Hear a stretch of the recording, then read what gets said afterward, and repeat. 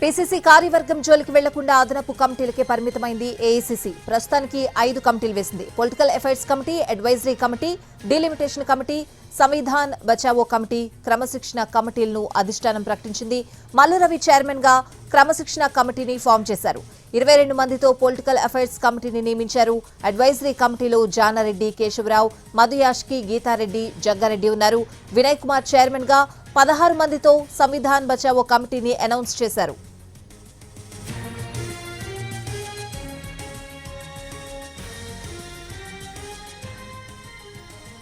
PCC కార్యవర్గం జోలికి వెళ్లకుండా అదనపు కమిటీలకే పరిమితమైంది AICC.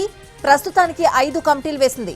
Political affairs committee, advisory committee, delimitation committee, Samvidhan Bachao committee, క్రమశిక్షణ కమిటీలను అధిష్టానం ప్రకటించింది. మల్లు రవి చైర్మన్ గా క్రమశిక్షణ కమిటీని ఫామ్ చేశారు. 22 మందితో పొలిటికల్ అఫైర్స్ కమిటీని నియమించారు. అడ్వైజరీ కమిటీలో జానారెడ్డి, కేశవరావు, మధుయాష్కి, గీతారెడ్డి, జగ్గారెడ్డి ఉన్నారు. వినయ్ కుమార్ చైర్మన్ గా 16 మందితో సంవిధాన్ బచావో కమిటీని అనౌన్స్ చేశారు.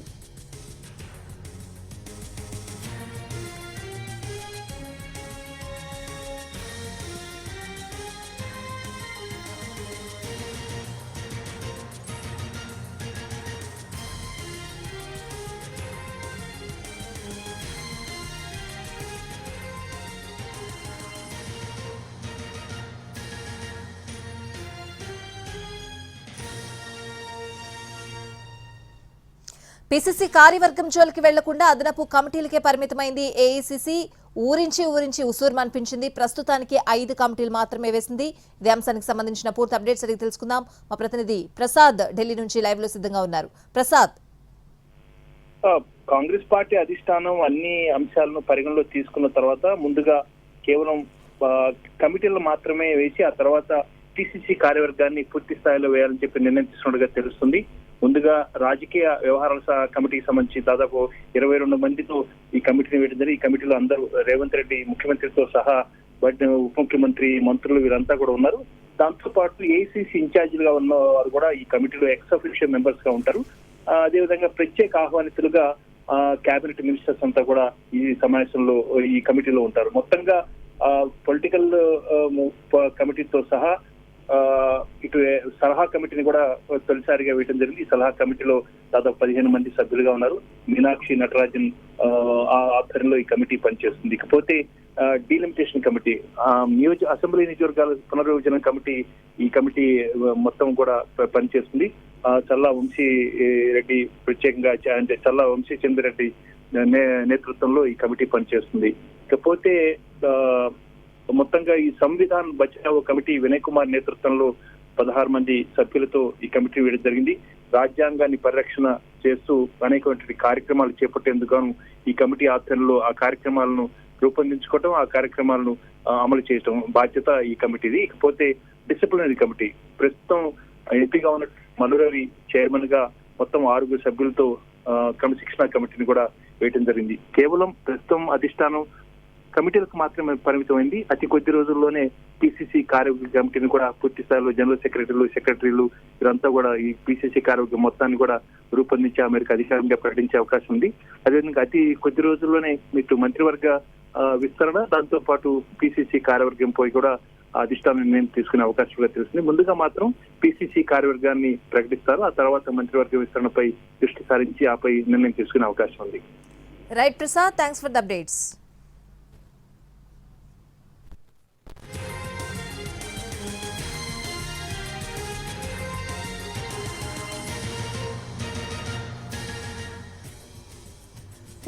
ఊరించి ఉసూరుమనిపించింది ఏఐసీసీ. పీసీసీ కార్యవర్గం ప్రకటన లేకుండానే పీఏసీ అడ్వైజరీ కమిటీ, డీలిమిటేషన్ కమిటీకే పరిమితమైంది అధిష్టానం.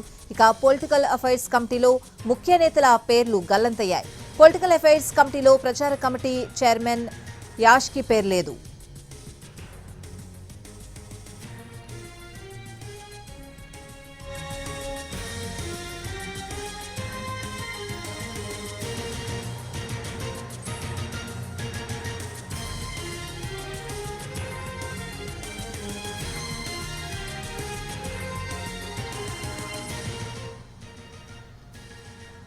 ఊరించి ఉసూరుమనిపించింది ఏఐసీసీ.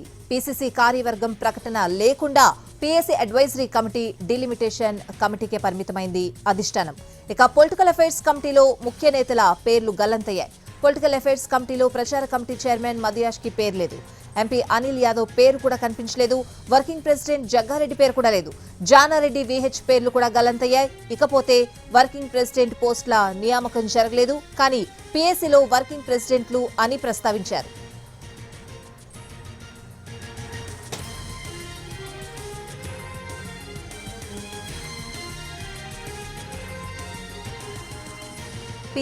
పీసీసీ కార్యవర్గం ప్రకటన లేకుండా పీఏసీ అడ్వైజరీ కమిటీ డీలిమిటేషన్ కమిటీకే పరిమితమైంది అధిష్టానం. ఇదే అంశానికి సంబంధించిన పూర్తి అప్డేట్స్ అడిగి తెలుసుకుందాం. మా ప్రతినిధి చారి ఫోన్ లైన్ లో ఉన్నారు. చారి, ఎలా చూడాలి ఈ పరిణామాన్ని?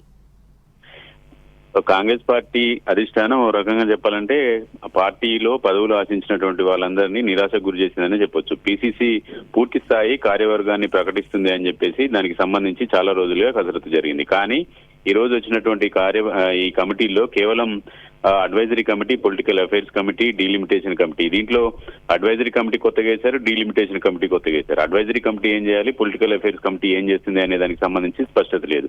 ఇక పొలిటికల్ అఫైర్స్ కమిటీ అనేది కాంగ్రెస్ పార్టీలో చాలా కీలకమైనటువంటి కమిటీ. ఎందుకంటే ఏ నిర్ణయమైనా, రాజకీయపరమైనటువంటి నిర్ణయాలు తీసుకున్నా, పార్టీకి పరమైనటువంటి విధానపరమైనటువంటి నిర్ణయాలు తీసుకున్నా పొలిటికల్ అఫైర్స్ కమిటీలో ఈ చర్చ చేసిన తర్వాత ఒక నిర్ణయం తీసుకోవాలి అనేది కాంగ్రెస్ పార్టీ యొక్క ఆలోచన.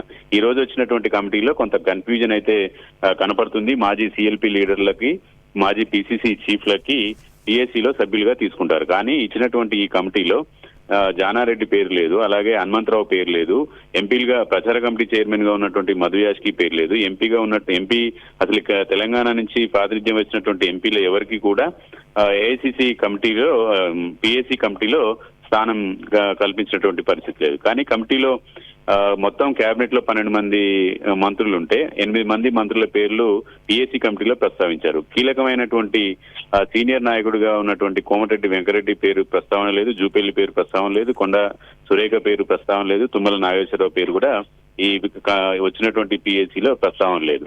ఇక వర్కింగ్ ప్రెసిడెంట్ల విషయానికి వస్తే, వర్కింగ్ ప్రెసిడెంట్లకు సంబంధించి పిఏసీ కమిటీలో వర్కింగ్ ప్రెసిడెంట్ ఉంటారు అనేటువంటి ఒక ప్రస్తావన చేశారు. కానీ ఈ వర్కింగ్ ప్రెసిడెంట్ల ప్రస్తావన ఇప్పటి వరకు వర్కింగ్ ప్రెసిడెంట్ల నియామకం జరగలేదు. ఈ వర్కింగ్ ప్రెసిడెంట్లు కొత్తగా ఏఐసిసి వేసేటువంటి వర్కింగ్ ప్రెసిడెంట్లు ఉంటారా, లేదంటే ప్రస్తుతం ఉన్నటువంటి వర్కింగ్ ప్రెసిడెంట్లు పిఏసీలో కొనసాగుతారా అనేది స్పష్టత లేదు. ఒకటి, జగ్గారెడ్డి ప్రస్తుతం పిఎస్సి మెంబర్ గా ఉన్నారు, ప్రస్తుతం వర్కింగ్ ప్రెసిడెంట్ గా ఉన్నారు. కానీ ఆయన పేరు ప్రస్తుతం విడుదల చేసినటువంటి జాబితాలో లేదు.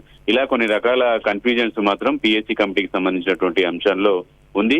చాలా రోజులుగా పిఎస్సి అలాగే క్రమశిక్షణ కమిటీ ఇవి వస్తాయి అనేది అందరూ ఊహించిందే. కానీ పూర్తి స్థాయిలో ప్రదేశ్ కాంగ్రెస్ కమిటీకి సంబంధించి వర్కింగ్ ప్రెసిడెంట్లు కావచ్చు, జనరల్ సెక్రటరీలకు సంబంధించి, ఉపాధ్యక్షులకు సంబంధించినటువంటి నియామకానికి సంబంధించి ప్రకటన వస్తుందని ఆశించారు. కానీ ఇప్పటి వరకు ఇచ్చినటువంటి జాబితాలో కేవలం పిఎస్సి తప్పితే మిగతా కమిటీలన్నీ పార్టీలో నామమాత్రంగానే చూస్తారు. ఆ పిఎస్సి కమిటీలో కూడా కొన్ని లోటుపాట్లు ఉన్నట్టు కనిపించింది. వీటిని ఎలా సెట్ చేస్తుంది పార్టీ నాయకత్వం, ఏం ఆలోచించింది, మిగతా నాయకులు ఎలా రియాక్ట్ అవుతారనే దానికి సంబంధించి చూడాల్సి ఉంటుంది. Right Chari, thanks for the updates.